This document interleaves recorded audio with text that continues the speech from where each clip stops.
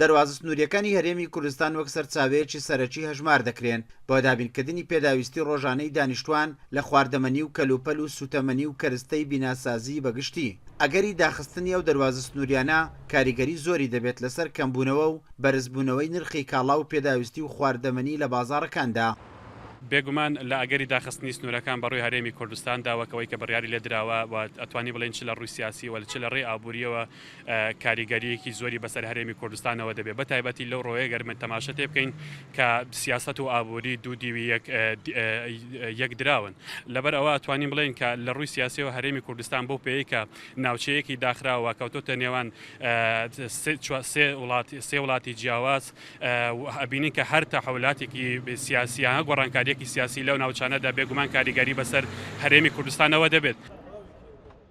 دەواازە سنووریەکانی هەریەک لە کۆماری ئیسلامی ئێران و تورکیا هاوکات فڕۆکە خان نێودەوڵەتیەکانی هەولێر و سلێمانی ڕۆژانە بە سەدان تەن لە خواردەمەنی و پێداویستی و سوتەمەنی و کەرستەی بیناسازی لێوە هاوردەی هەرێمی کوردستان دەکرێت. ئێستا سەرچاوەی سەرەکین بۆ گەرمکردنی بازاڕەکان.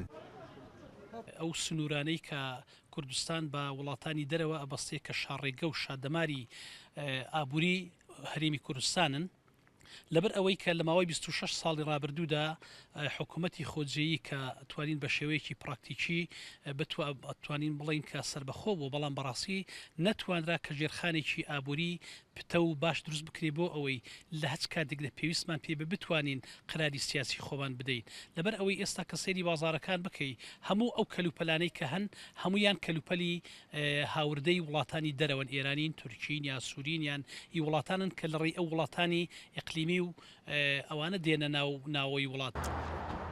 لە کاتێکدا زۆرینەی پێداویستی هاوڵاتیان لە خواردەمەنی و جلوبەرگ و سوتەمەنی لە دەواازە سنووریەکان دابین دەکرێت بۆیە داخستنی یان هەر گرفتێکی کاریگەری ڕاستەوخۆی دەبێت لەسەر بازاڕەکان دوجاریش لەسەر ژیان و گوزەرانی هاوڵاتیانی هەرێمی کوردستان بە تایبەتی لە ئێستادا کە هەرێم بە قەیرانێکی قوڵی داراییدا تێپەڕ دەبێت.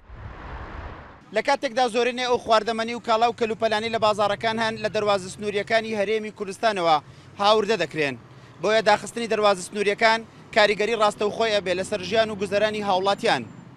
ئیسماعیل عوسمان، کورسات نیوز، چۆمان.